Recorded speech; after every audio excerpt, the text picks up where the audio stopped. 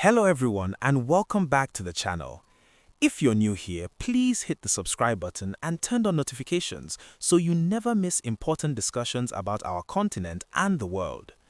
Today, we're talking about a story that has sparked heated conversations across social media and beyond.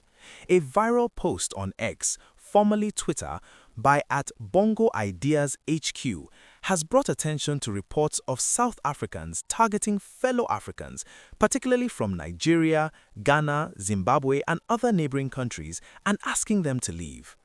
The post points out the painful irony. Instead of focusing on historical issues with the white population from the apartheid era, some are turning frustration towards black brothers and sisters from other parts of Africa. This topic touches on deep emotions, identity, belonging, economic struggles, and the dream of African unity. In this video, we'll walk through what we know from the viral discussions, the different reactions pouring in, the underlying causes that many people are talking about, and most importantly, what this could mean for the African's future. We are not here to point fingers or spread hate. This is a balanced look at a complex issue. Stories like this remind us how important it is for Africans to talk openly, find common ground, and build stronger systems that benefit everyone.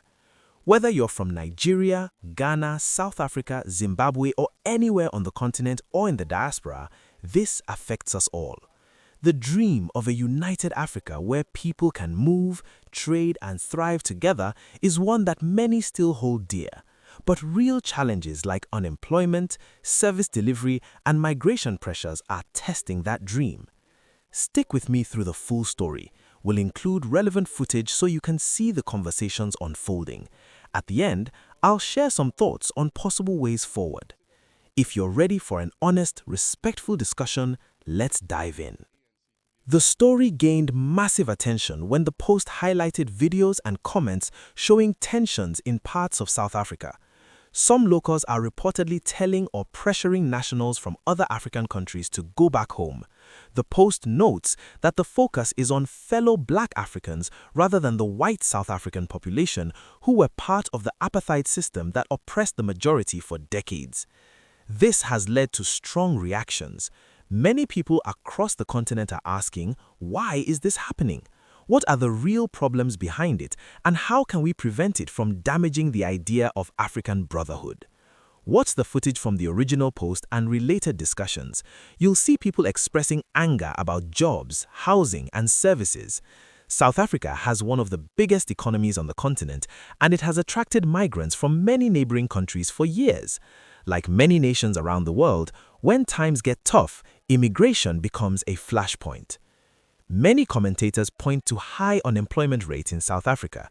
Young South Africans are struggling to find work, and some feel that foreigners are taking opportunities. Others talk about crime or strain on public services. These are real issues that governments need to address through proper policies, not street actions. At the same time, many voices are pushing back strongly. They remind everyone that during the fight against apartheid, other African countries supported South Africa. Nations like Nigeria, Ghana, and others provided diplomatic help, shelter for exiles, and moral support. Nelson Mandela and the ANC received solidarity from across the continent.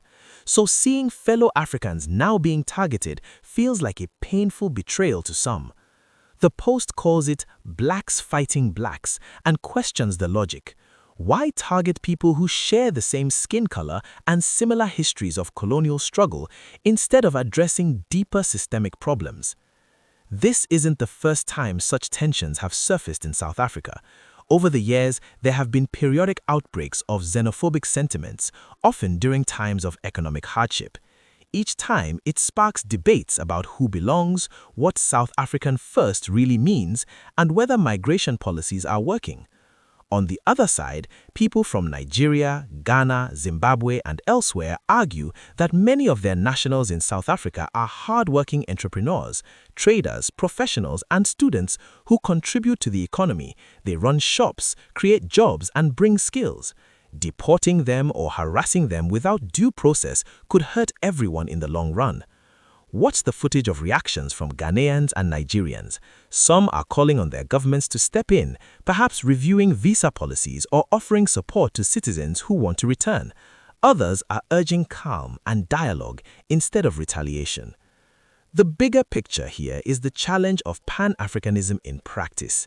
Leaders like Kwame Nkrumah, Julius Nyerere, and others dreamed of a united Africa where borders wouldn't divide us. The African Union promotes free movement and economic integration through initiatives like the African Continental Free Trade Agreement, AfCFTA. Yet, stories like this show how far we still have to go in building trust and shared prosperity. Economic inequality plays a huge role. South Africa has one of the highest inequality rates in the world. Many townships still face poor service delivery, high crime, and limited opportunities. When people feel left behind, it's easy to look for someone to blame. Foreign nationals become visible targets because they stand out in certain communities. But blaming foreigners alone doesn't solve unemployment or fix infrastructure. Experts often say real solutions lie in better education, skills training, investment in local industries, and fair immigration management that distinguishes between legal contributors and those breaking the law. Let's look at some of the common arguments appearing in the comments and replies. One side says South Africa has the right to protect its citizens and manage its borders, just like any country. They argue that illegal immigration or competition in the informal sector adds pressure. Another side highlights the hypocrisy. Many South Africans live and work in other African countries too. Retaliation could hurt everyone. Some point out that white-owned businesses and farms still dominate parts of the economy, yet the anger is directed at black foreigners. Others call for African governments to fix their own economies so citizens don't feel forced to migrate in large numbers. The viral post also mentions that South Africa's systems and economy continue to attract people despite the challenges. That's because it has better infrastructure, financial systems, and opportunities compared to many other places on the continent. But that success should ideally benefit the whole region through trade and cooperation, not create resentment. What's the footage of people discussing the borderless Africa idea? Some support it fully, while others say it's unrealistic without strong institutions and equal development first. This story also raises questions about leadership. What role should the South African government play in calming tensions and enforcing the law? What can sending countries do to support their citizens or improve conditions at home? And how can the African Union or regional bodies like ECOWAS and SADC help mediate? Many young Africans in the comments expressed disappointment. They grew up hearing stories of unity during the liberation struggles. Seeing division now makes them wonder if the older generation's sacrifices are being forgotten. Yet, there is also hope in the conversation. Some replies call for dialogue, cultural exchanges, and joint business ventures. Others suggest focusing energy on fixing governance, fighting corruption, and creating jobs in every country so migration becomes a choice, not a necessity. Think about the long-term effects. If tensions continue, it could damage trade, tourism, and people-to-people connections. Investors might hesitate if instability grows. On the flip side, if handled well through policy and communication, it could lead to better managed migration and stronger regional cooperation. Many voices emphasize that Africans should not let external forces or old colonial tactics divide them. The real fight should be against poverty, bad governance, and underdevelopment that affect the entire continent. In the replies to the original post, you see a mix of anger, sadness, humor, and calls for self-reflection. Some South Africans defend their position by talking about daily struggles. Others from other countries share stories of positive contributions or personal experiences of hospitality in South Africa. This highlights that not every South African supports aggressive actions. Many condemn violence and want peaceful solutions. Similarly, not every migrant is causing problems. Most are simply trying to make a living. The key message emerging from the discussion is the need for empathy. Every country has its challenges. South Africa deals with its unique post-apartheid legacy. Nigeria, Ghana, Zimbabwe, and others have their own governance and economic issues. Pointing fingers rarely helps. Working together on shared problems does. Watch the footage of maps and statistics. Use simple animations. Africa is rich in resources and young talent.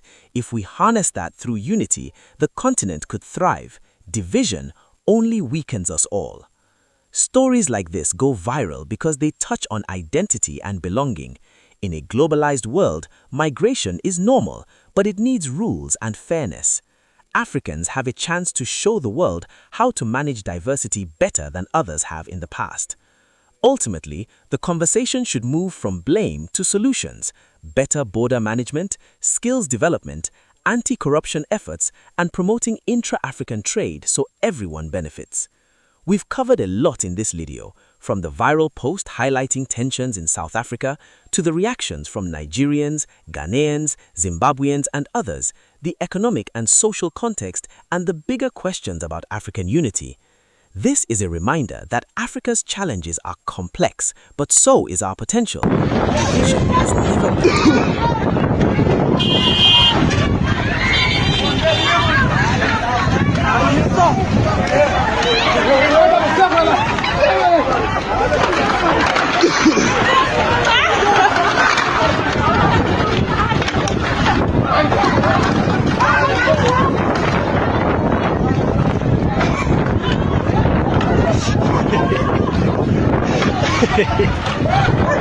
who reside in these houses here, they know that you guys employ foreign nationals. Now, the time has come where you need to understand that things will be changed now.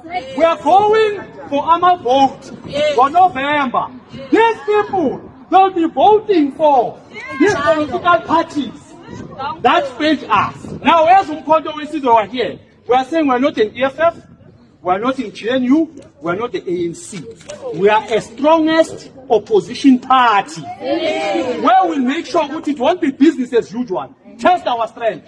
In front of the opposition, test our strength. You can't come here with me and sizekahle bese sizothola umuntu omnyama ozothi uza with mamela Putin. If you are smart, you can't be smart enough for 100 people. You can be smart in your house, not addressing abantu abangapha. Asivelanga la uzodlala. We left our house knowing why we come here. We are saying we don't want foreign nationals.